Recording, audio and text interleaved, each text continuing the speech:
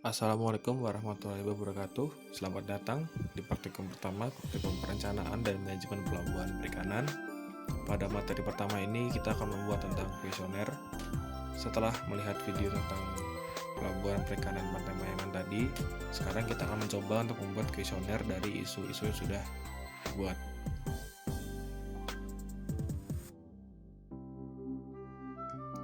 Di sini asisten sudah menyiapkan atau membuatkan contoh 16 isu sesuai dari tema-tema yang sudah dibagikan. Nomor 1 sampai dengan nomor 4 itu merupakan isu dari tema pelabuhan higienis. Nomor 5 sampai dengan 8 itu merupakan isu dari tema manajemen pelabuhan. Nomor 9 sampai dengan 12 itu merupakan isu dari tema kebijakan pelabuhan. Lalu nomor 13 sampai dengan 16 itu merupakan isu dari tema desain atau layout pelabuhan. Nah, nanti dari isu-isu yang sudah disampaikan ini, nantinya akan kita coba untuk dibuat menjadi pertanyaan untuk kuesioner bobot dan kuesioner rating. Kita akan masuk ke kuesioner bobot sekarang.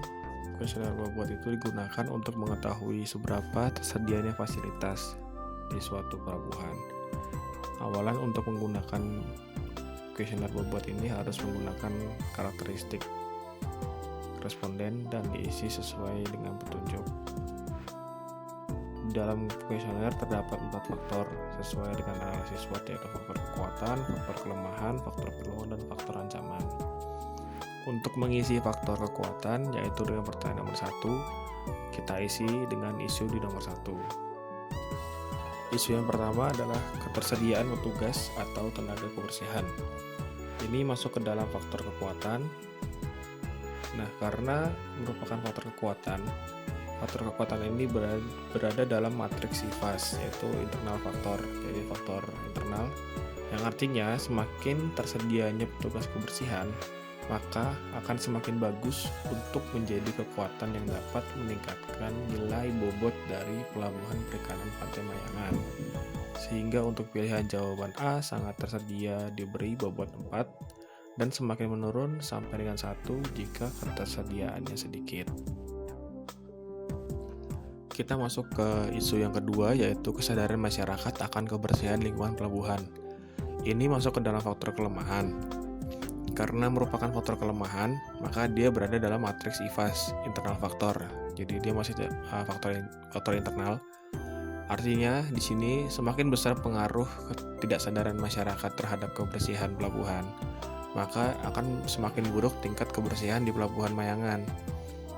Sehingga untuk pilihan kuesioner jawaban yang A itu yang sangat berpengaruh akan diberi bobot 1, dan semakin berkurang nanti akan diberi bobot 4. Lalu untuk isu yang nomor 3, yaitu pengembangan IPAL, ini masuk ke dalam faktor peluang.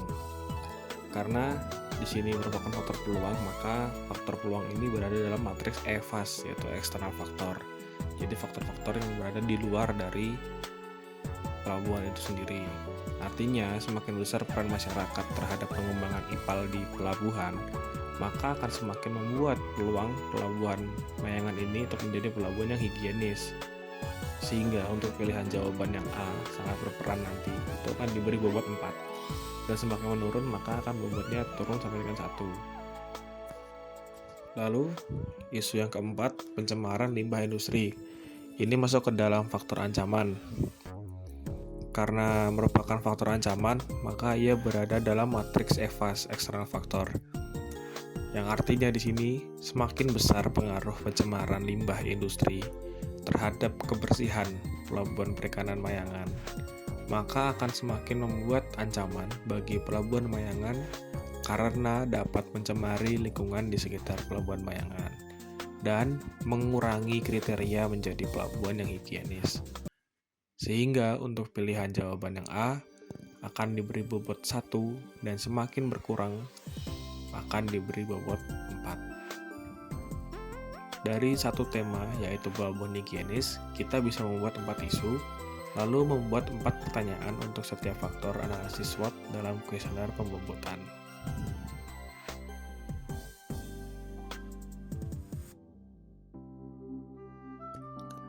Lalu kita akan masuk ke dalam kuesioner rating. Questionnaire rating di sini digunakan untuk mengetahui seberapa berjalannya kegiatan di suatu pelabuhan. Nah, awalannya kita harus menggunakan karakteristik responden dan diisi dengan petunjuk yang sudah disesuaikan. Untuk mengisi faktor kekuatan nanti tetap sama seperti kuesioner bobot. Jadi nanti ada pertanyaan nomor 1, kita akan gunakan isu nomor 1 dan begitu seterusnya. Untuk isu yang pertama masih dalam tema yang sama, ini juga masih masuk dalam faktor kekuatan. Karena merupakan faktor kekuatan, sama seperti sebelumnya, berada dalam matriks IVAS. Yang artinya di sini adalah semakin banyaknya petugas kebersihan, maka akan semakin bagus untuk menjadi kekuatan yang dapat meningkatkan nilai rating dari Pelabuhan Mayangan. Sehingga untuk pilihan jawaban A yang sangat tersedia diberi rating 4 dan semakin menurun sampai dengan 1. Lalu untuk isu yang kedua, kesadaran masyarakat akan kebersihan lingkungan pelabuhan. Ini masuk ke dalam faktor kelemahan. Nah, karena dia faktor kelemahan, maka dia juga berada dalam matriks IVAS, yaitu matriks faktor internal. Di sini artinya, semakin besar pengaruh ketidaksadaran masyarakat terhadap kebersihan pelabuhan, maka akan semakin buruk untuk tingkat kebersihan di Pelabuhan Mayangan. Sehingga untuk pilihan jawaban yang A sangat berpengaruh itu akan diberi rating 1. Dan semakin menurun pengaruhnya, semakin berkurang pengaruhnya akan diberi nilai 4. Lalu yang ketiga adalah pengembangan IPAL. Ini masuk ke dalam faktor peluang. Karena dia faktor peluang, maka dia berada dalam matriks EVAS, eksternal faktor, yang dimana di sini artinya semakin penting peran masyarakat terhadap pengembangan IPAL di pelabuhan, maka akan semakin membuat peluang Pelabuhan Mayangan menjadi pelabuhan yang higienis. Sehingga untuk pilihan yang jawaban A akan diberi rating 4 dan semakin menurun ratingnya sampai dengan 1. Lalu untuk isu yang keempat, yaitu pencemaran limbah industri, ini masuk ke dalam faktor ancaman. Karena dia faktor ancaman, maka dia juga berada dalam matriks EVAS, matriks yang sama dengan peluang. Jadi ada di luar dari si pelabuhan itu sendiri. Yang artinya di sini, semakin besar dampak pencemaran limbah industri terhadap kebersihan Pelabuhan Mayangan, maka akan semakin menjadi ancaman bagi Pelabuhan Mayangan karena dapat mencemari lingkungan di sekitar Pelabuhan Mayangan dan mengurangi kriteria untuk menjadi pelabuhan higienis. Sehingga untuk pilihan jawaban yang A untuk isu ini yang sangat berpengaruh akan diberi rating 1 dan semakin berkurang nanti pengaruhnya maka akan diberi rating 4. Nah, dari satu tema tadi yaitu tema pelabuhan higienis, kita bisa membuat 4 isu.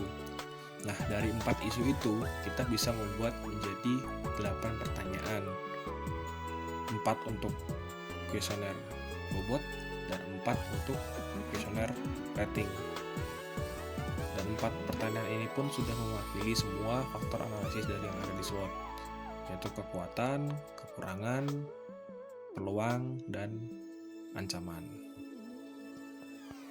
Selanjutnya, kita akan membuat pertanyaan dari tema kita yang kedua, yaitu tema tentang manajemen pelabuhan di kuesioner bobot dan rating. Kita akan mulai dengan kuesioner bobot terlebih dahulu, menggunakan isu yang kelima, yaitu manajemen pengelolaan mangrove. Isu ini masuk ke dalam faktor kekuatan. Isu yang keenam, manajemen fasilitas pelabuhan, masuk ke dalam faktor kelemahan. Isu yang ketujuh, perizinan terhadap kapal efisien, masuk ke dalam faktor peluang.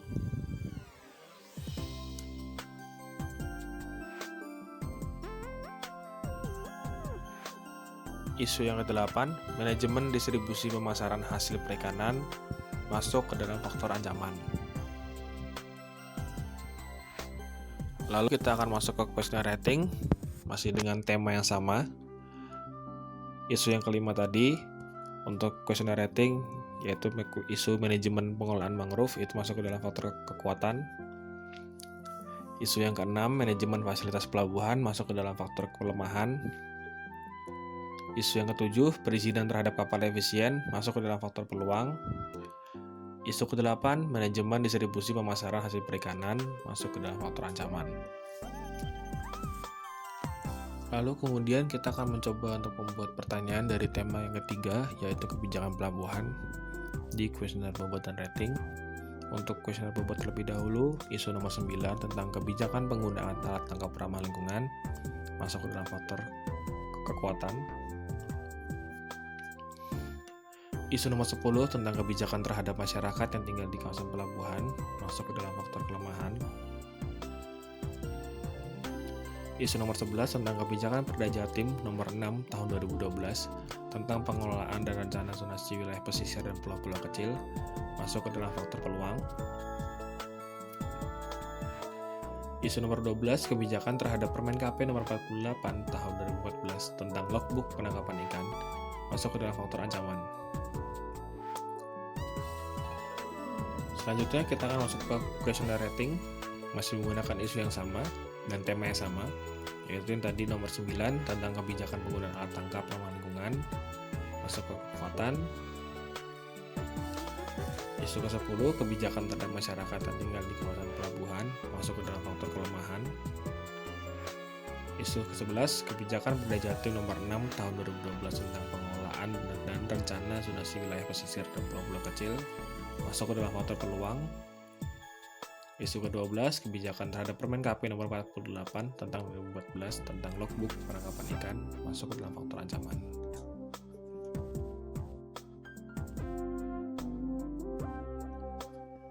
Lalu untuk tema yang terakhir, tema keempat, yaitu tentang desain dan layout pelabuhan di kuesioner bobot dan rating, kita akan mencoba untuk membuat pertanyaan-pertanyaannya. Dari isu ke-13 untuk kuesioner bobot, lokasi strategis di Pelabuhan Mayangan itu masuk ke dalam faktor kekuatan.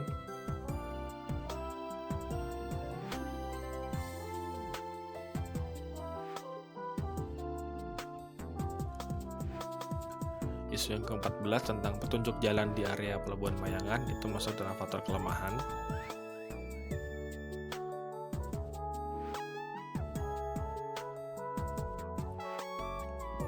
Isu ke-15 tentang ketersediaan lahan kosong itu masuk ke dalam faktor peluang.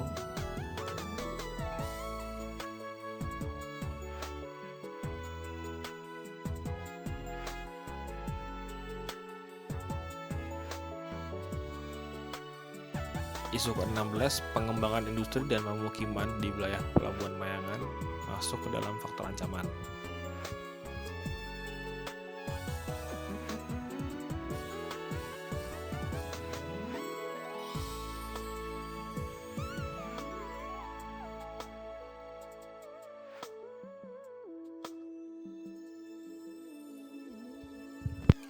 Selanjutnya kita akan mencoba masuk ke kuesioner rating, masih dengan tema yang sama dan isu yang sama. Isu ke-13 tentang lokasi strategis PPP Mayangan itu masih masuk ke dalam faktor kekuatan.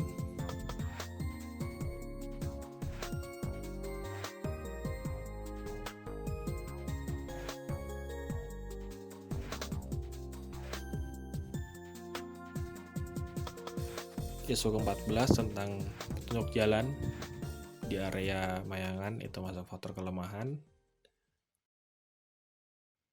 Isu 15 tentang ketersediaan lahan kosong masuk ke dalam faktor peluang. Isu 16 pengembangan industri dan pemukiman di wilayah Pelabuhan Mayangan masuk ke dalam faktor ancaman. Sekian materi praktikum pertama dari praktikum perencanaan dan manajemen pelabuhan perikanan. Terima kasih telah mengikuti materi praktikum pertama dengan baik. Apabila terdapat salah kata, mohon dimaafkan. Jika teman-teman masih belum jelas dan ada ingin mengajukan pertanyaan, silakan ajukan pertanyaan di kolom komentar Google Classroom masing-masing.